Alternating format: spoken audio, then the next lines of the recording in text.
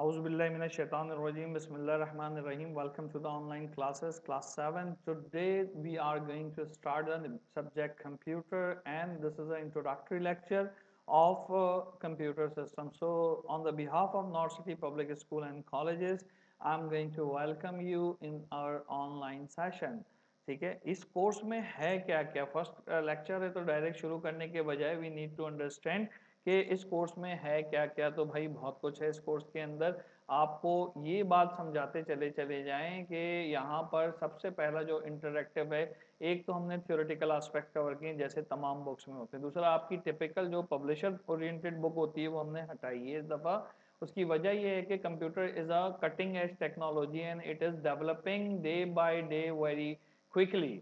तो what we have decide as being a computer engineer from NED University, मैंने decide ये किया कि इंशाल्लाह ताला इस बार हम आपको अपने हैंडआउट डेवलप करेंगे जिसमें कंप्यूटर की लैब्स के ऊपर भी बहुत ज़्यादा फोकस होगा। आपको ऑफिस की ऑटोमेशन यानी एमएस ऑफिस, वर्ड, एक्सेल वगैरह वो सिखाने के साथ साथ we are try to introduce a very specific novel area. आप लोग मोबाइल के अंदर ऐप्स यूज़ करते हैं, उस ऐप को बेसिक बनाने के तरीके की बेसिक सीखेंगे using the app inventor, and that is a freeware software. को हमें लाइसेंस की भी गिल्टी नहीं है कि जी हम किसी से चोरी करके बगैर लाइसेंस का सॉफ्टवेयर यूज़ कर रहे हैं।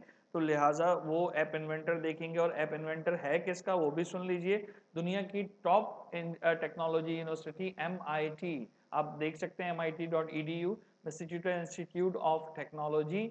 तो उनका ये फ्रीवेयर सॉफ्टवेयर है which help us to develop a android application. तो इंशाल्लाह उम्मीद है कि कुछ ना कुछ तो लर्निंग होगी। बहुत मुश्किल कुछ नहीं कर रहे हैं, हाँ नई चीज़ें काफ़ी सारी ऐड की हैं, लेकिन चैप्टर 1-2 बेसिकली वही हमारा इंट्रोडक्टरी चैप्टर है। तो उस इंट्रोडक्टरी चैप्टर को हम इंट्रोडक्शन की तरह ही लेंगे। यहाँ पे आपके पास अब स्टार्ट करते हैं। अगर आप लोगों को समझ में आई मेरी बात, तो पहला सवाल कंप्यूटर के अंदर एवरीबॉडी वाज आस्किंग कि जी what is computer and why you are interested with the computer.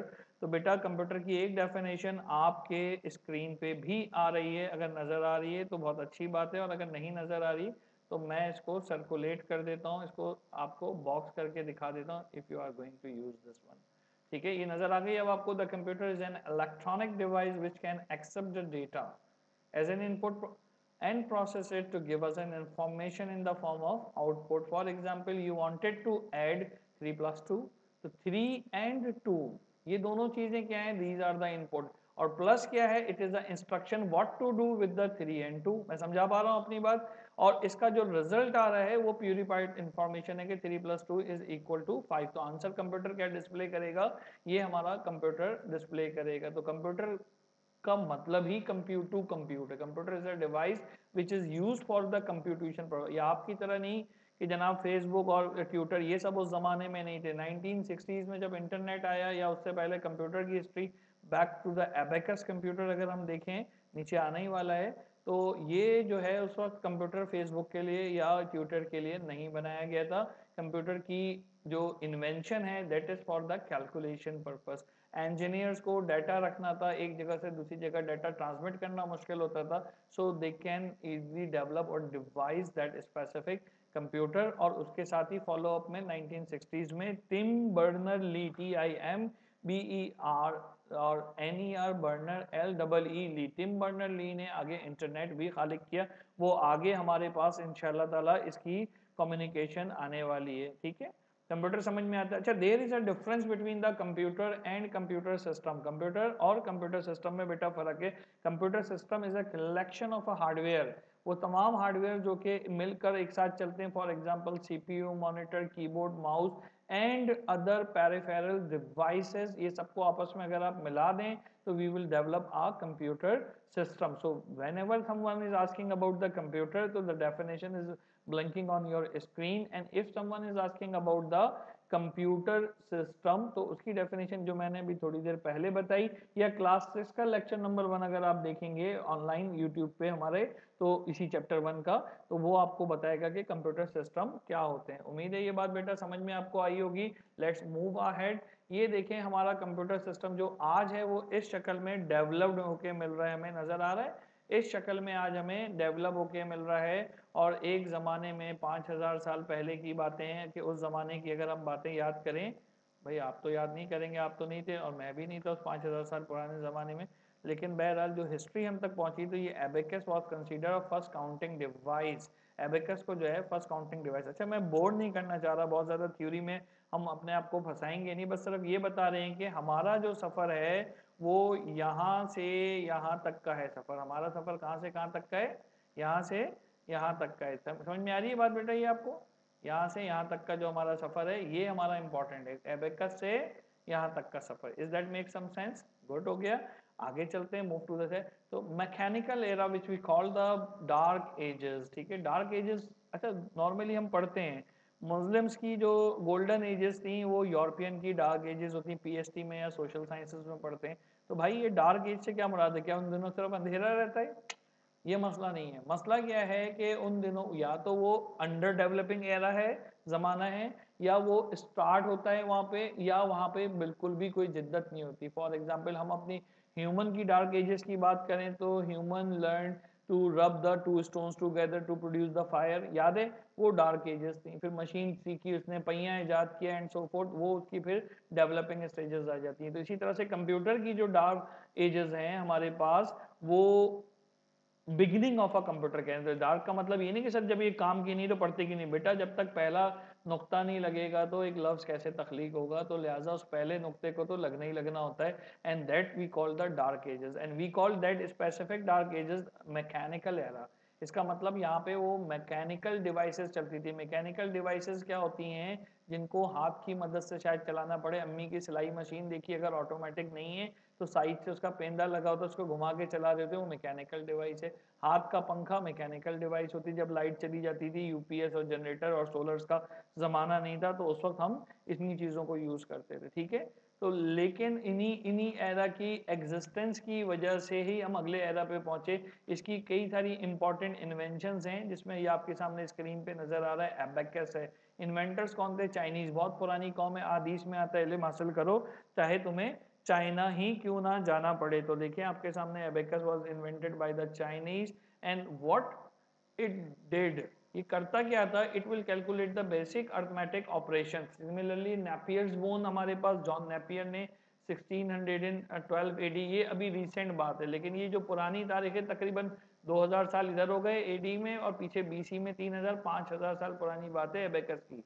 इसे नेपियर बोन है तो ये मल्टीप्लाई और डिवाइड द नंबर, ये आपका होमवर्क भी यही आने वाला है। So what you need to do, you need to understand this और मेमोराइज अ सिंगल लाइन, बजाय इसके कि हम 8 लाइनों के फंक्शन लिखें। You need to reproduce this chapter, sorry this table in your fair copies, और उसको याद करना है इसी तरीके से। और एमसीक्यूज का जमाना है, आपको क्या क्या चीजें याद होनी चाहिए? स्लाइड रूल का नाम, and who is the inventor, who was the inventor, तो विलियम था। इसी तरह से उसका ईयर पता होना चाहिए, appropriate year, this is not the exact year. और what are the key function that slide rule do, it can multiply और divide the various numbers together. ठीक है, तो मैं उम्मीद है समझा पा रहा हूँ। तो ये एक साथ 4 खाली जगह बन सकती हैं, 4 एमसीक्यूज बन सकते हैं। For example dash is invented in 1622, तो आपको ईयर याद होगा।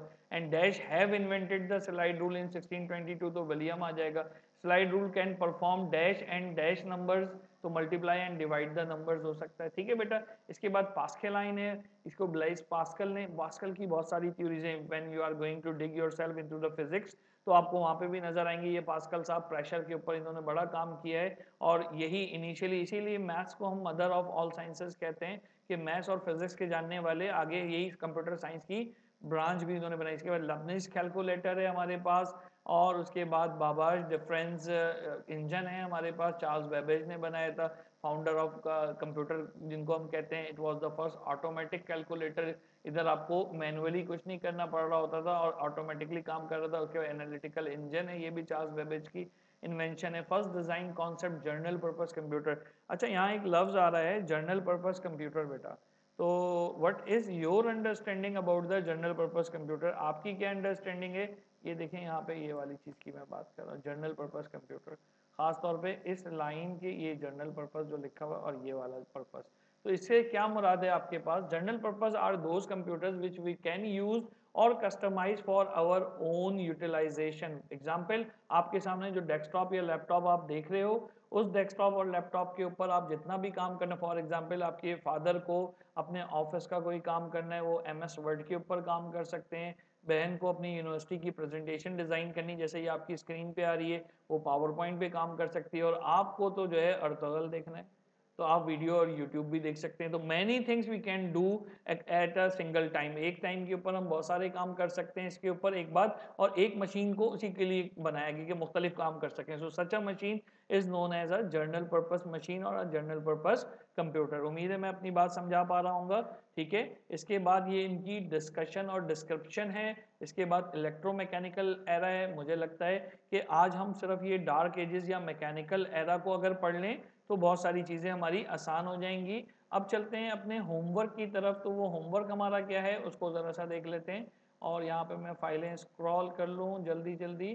Class 7, okay, this is class 7। ये आपके पास सामने आ रहा है, ये जो हमने पढ़ा अभी एवोल्यूशन में फर्स्ट, इस स्लाइड में भी आपने देखा ये टेबल दोबारा यहाँ नजर आ रहा है। बस हमने इस वक्त ये पेज पढ़ा है, पेज नंबर 1, और इसकी डिटेल्स देखी है हमने, ठीक है। तो इसके आपको क्वेश्चन आंसर है, अपने पास क्वेश्चन आंसर लिखिए। क्वेश्चन नंबर 1 लिखें। क्वेश्चन नंबर 1 लिखें, डिफरेंशिएट बिटवीन द कंप्यूटर। मैं एक नई फाइल में लिख भी देता हूँ, चलें आपको पता चला जाए। डिफरेंशिएट बिटवीन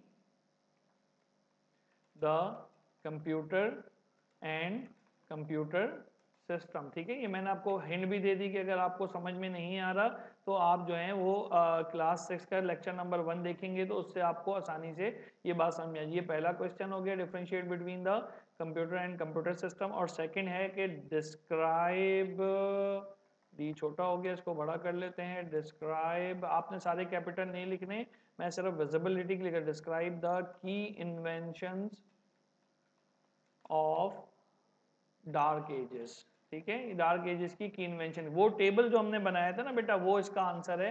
टेबल मैं दोबारा दिखा देता हूँ, ये इसका आंसर है, आपको मेमोराइज होना चाहिए। और स्लाइड में मैं ऑलरेडी आपको इसको दिखा चुका हूँ, तो यहाँ तक आप इसको देख लीजिएगा। उम्मीद है आपको मजा आएगा और आगे बहुत सारा एक्साइटिंग होने वाला है। थ्योरी तो फिर थोड़ी सी बोरिंग होती है, लेकिन आगे बहुत कुछ लर्निंग है। If you really love to learn the computer तो इंशाल्लाह ताला you are going to learn a lot from that one. अपना ख्याल रखें, मिलते हैं नेक्स्ट लेक्चर में। टेक केयर, अल्लाह हाफिज़।